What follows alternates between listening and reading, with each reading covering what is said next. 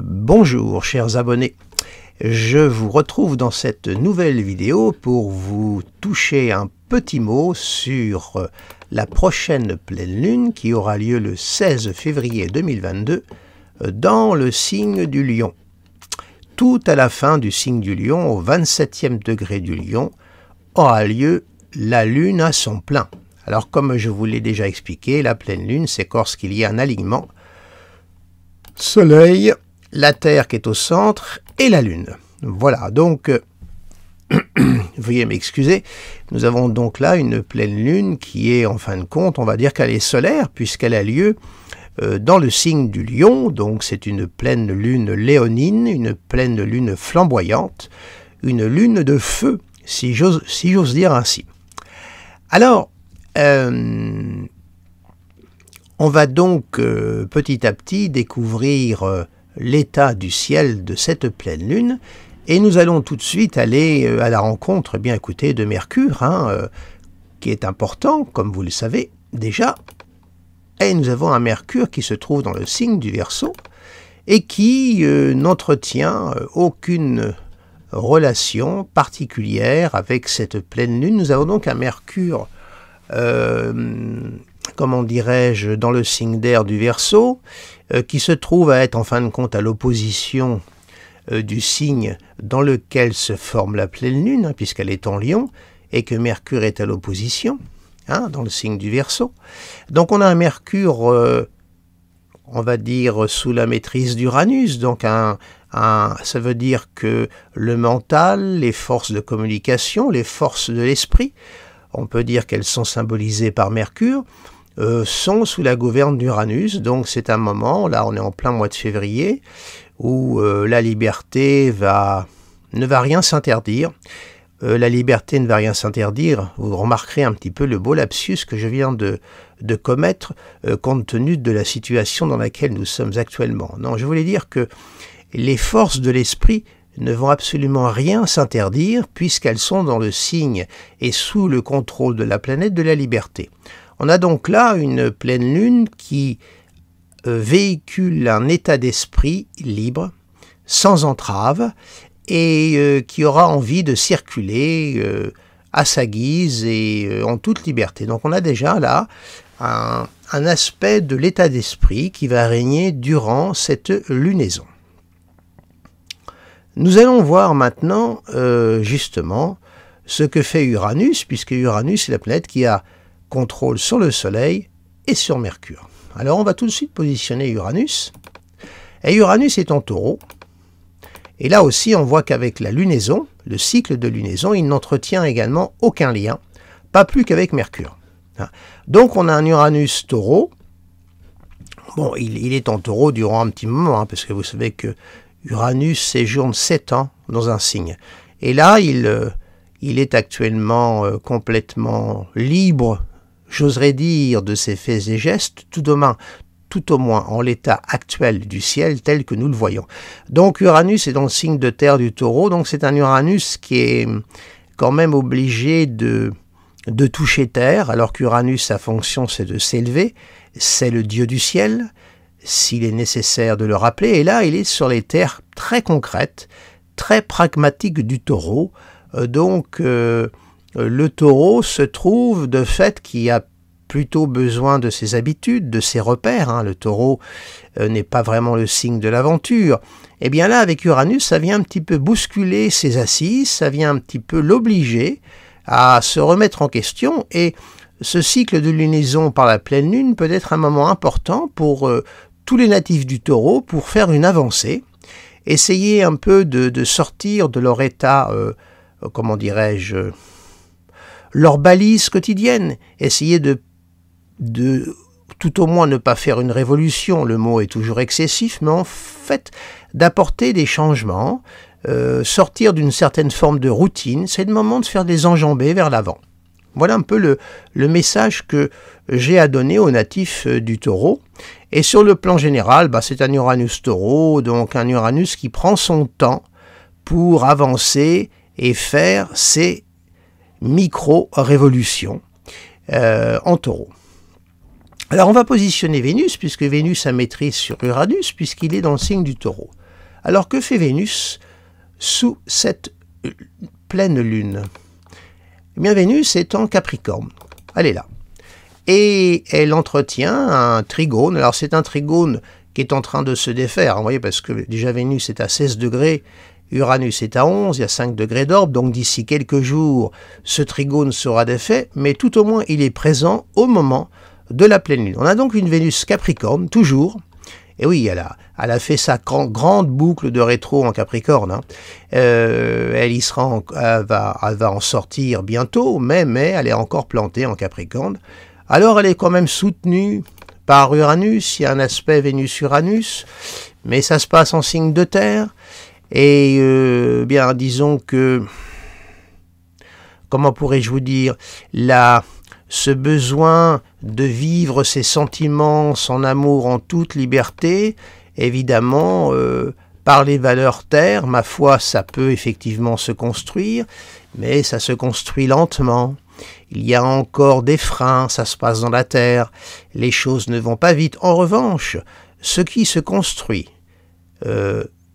dans les signes de terre, c'est du solide. Il y a des bonnes racines. Donc ça veut dire que au niveau de tout ce qui concerne l'amour, la création, dans cette nouvelle lune, cette Vénus Capricorne au trigone d'Uranus est plutôt bon signe pour la création, même pour les sentiments. Si on a envie de s'engager, il faut prendre son temps, puisque Vénus est sous la maîtrise de Saturne, mais on peut aller vers quelque chose d'engageant et de nouveau dans sa relation sentimentale.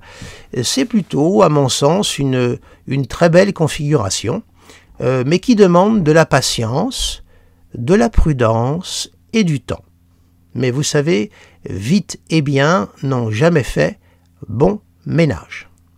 Alors, puisque Vénus est sous la maîtrise de Saturne, eh bien écoutez, on va positionner Saturne et on va voir ce qu'il fait. Ce cher dieu du temps. Eh bien Vénus est en Verseau, comme vous le savez, puisque Saturne met 2 ans et demi pour traverser un signe, hein. Il est en fin de compte l'octave supérieure de la Lune qui, elle, met 2 jours et demi pour traverser un signe, hein. C'est l'axe Cancer-Capricorne. Je fais cette petite note théorique au passage. Donc Saturne, lui, est dans le signe du Verseau. Et là aussi, il n'entretient pas de relation avec cette pleine lune. Bon, on pourrait dire qu'il y a une opposition à Saturne, mais c'est une opposition quand même très large, 10 degrés, et puis en plus, c'est une opposition qui est en train de se défaire, donc je la compte pas, vraiment, hein. Et d'ailleurs, elle n'est pas marquée. Donc Saturne est en Verseau, et il entretient un semi-sextile précisément avec Vénus. Donc on a là quelque chose de plutôt positif, vous voyez, puisque le carré Saturne-Uranus n'existe plus, ça y est, il est défait, et Saturne est au sextile de Vénus, donc ça vient, si vous voulez, renforcer ce que je viens de vous dire à propos de Vénus, surtout que Saturne est sous la maîtrise d'Uranus, hein, vous voyez, donc il y a un effet de, je dirais, de communication entre Saturne, Uranus et Vénus, donc ça renforce, comment dirais-je, la solidité des sentiments, la qualité des créations, enfin de tout ce qui ressort du clavier symbolique de Vénus, qui symbolise aussi la vie sociale, la vie amicale, la vie associative, et j'en passe. Là, il y a, comment dirais-je, des éléments solides. Certes, c'est pas expansif, ce n'est peut-être pas très démonstratif, hein, c'est une Vénus Capricorne, donc tout se joue en silence, avec pudeur, mais tout est profond, tout est solide et tout est sérieux. Donc on a plutôt là, globalement, pour l'instant, une pleine lune qui est plutôt, je dirais, agréable, hein. Vous voyez d'ailleurs qu'en termes d'aspect, il n'y en a pas beaucoup, hein. C'est assez dégagé, hein. Vous aurez bien sûr noté que la pleine lune se fait au carré des nœuds, hein. Vous voyez, il y a un carré là, exact, hein. Donc c'est une pleine lune qui est quand même importante sur un plan collectif, et je la trouve plutôt positive, hein, si tant est que les termes positifs et négatifs aient du sens en astrologie, mais c'est pour vous faire comprendre mon propos et ne pas tergiverser. Alors on va continuer, et puis on va positionner une autre planète rapide et qui est très importante, c'est Mars. Alors que fait Mars dans cette pleine lune? Eh bien Mars est juste conjoint à Vénus. On a aussi là un Mars qui est sous le contrôle de Saturne et qui entretient évidemment les mêmes aspects que précédemment dites pour Vénus, donc on a une conjonction Vénus-Mars. Alors il est vrai que la conjonction Vénus-Mars en Capricorne, c'est vrai que Mars est plutôt fort, on dit qu'il est dans son signe d'exaltation, donc il prend le pas sur Vénus. Alors c'est vrai que là, c'est un cocktail de passion, hein, mais attention quand même à... Il faut faire attention à ses actes, attention à ses impulsions, à ses désirs, de ne pas trop heurter la sensibilité, les sentiments bien des uns et des autres. Hein. C'est une conjonction, ma foi, qui peut être très très constructive, mais qui demande de prendre des gants et qui demande à ce que Mars également prenne son temps. Alors vous savez que le Mars en Capricorne, c'est le Mars du marathonien, donc c'est le moment de faire en sorte que son désir ne prenne pas le pas sur la raison. Hein. Mais là, on a une conjonction plutôt positive. Alors c'est vrai que ça peut être à l'amour comme à la guerre, hein, Vénus-Mars. Hein. Mais là, étant donné les aspects qui sont entretenus, je ne vois pas que cette configuration-là ait des côtés, je dirais, destructeurs. Hein. Mais tout de même, c'est Mars, attention. On va continuer et on va positionner Jupiter. Alors Jupiter est dans le signe des Poissons et il entretient un sextile à Uranus. C'est le seul aspect qu'il se fait durant cette lunaison.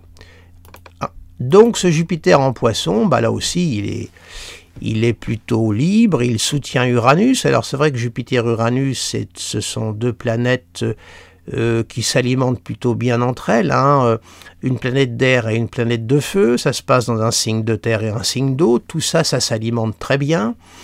Il y a une certaine neutralité jupitérienne. Alors évidemment, pour celles et ceux qui ont des planètes dans ces degrés du Poisson ou du Taureau, évidemment, cette configuration-là, dans son cycle de lunaison, joue à plein. Hein. Mais ça, c'est à vous de voir par rapport à votre thème personnel. Mais tout au moins, ce Jupiter Poisson est assez libre. Il épouse Uranus, donc il y a, comment dirais-je, une valeur jovi-uranienne, c'est-à-dire c'est un aspect quand même de grande liberté, d'affirmation et d'élan. Hein. Donc, vous voyez, globalement, on a une pleine lune qui respire, qui n'a pas trop d'entraves. Elle est assez, comment dirais-je, minimale au niveau des aspects. Si on tient compte que les aspects, ce sont des véhicules d'énergie, on voit qu'elle est plutôt tranquille, cette lunaison dans le signe du Lion. Hein. Il n'y a pas trop de mouvement entre les planètes. Hein. C'est assez faible, en fait. Hein. Alors, on va positionner maintenant la planète Neptune pour voir ce qu'elle fait. Alors, vous savez que Neptune est dans le signe des Poissons. Voilà. Neptune est à 21 degrés des Poissons, et là, c'est pareil. Il ne forme aucun aspect avec les autres planètes de ce cycle de lunaison. Alors, il va être rejoint progressivement par Jupiter, mais on a encore un petit peu de temps, mais la conjonction, là, commence petit à petit à se former. Donc ça va être intéressant à observer sur le plan collectif ce qui se met progressivement en route. Hein. Les planètes lentes, il faut leur laisser le temps de faire leur travail. Et Jupiter, ça y est là, on a 10 degrés, il commence sa conjonction. Donc ça va être intéressant à observer. Mais globalement, Neptune, qui signe le monde des émotions, le collectif, hein, il est libre, là aussi. Donc, vous voyez, il y a une respiration dans cette pleine lune du 16 février. Hein. Il y a indéniablement un ciel qui respire, qui se dégage. Il n'y a pas beaucoup d'obstacles, il n'y a pas non plus beaucoup d'aspects harmoniques. Je dirais même que les harmoniques l'emportent. Trigone, semi-sextile, sextile hein, pour l'instant. C'est quand même assez... on va dire que c'est un peu mou. Mais ça nous fait pas de mal quand même. Hein. Et on va mettre Pluton. Alors Pluton, lui, est en Capricorne. Hein. Voilà. Alors Pluton est à 27 degrés du Capricorne. Voilà. Il forme un quinconce à la Lune et un semi-sextile au Soleil. Voilà. Donc, c'est pas... Il est en conjonction également de Mercure. C'est un semi-sextile, oui, qui existe entre les deux. Oui, il y a à peine 1 degré d'orbe, donc on a bel et bien le semi-sextile. Là aussi, on a la conjonction Mercure-Pluton, mais elle est dissociée. Mercure baigne quand même dans le monde d'Uranus.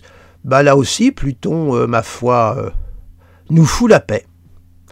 Il ne fait pas d'aspect dissonant, il ne fait pas d'harmonique marquant. Le semi-sextile, c'est quand même un aspect qui va se défaire, hein. À raison de 1 degré tous les jours, le Soleil va très très vite quitter ce semi-sextile, donc il est, ma foi, on n'a pas vraiment à trop s'appuyer dessus. Vous voyez, globalement, là, on a une pleine lune qui est assez, comment dirais-je, positive, vous voyez. Si on tient compte, le seul aspect, entre guillemets, je dirais, d'aspect mineur, c'est le quinconce entre Pluton et la Lune, vous voyez. Voilà.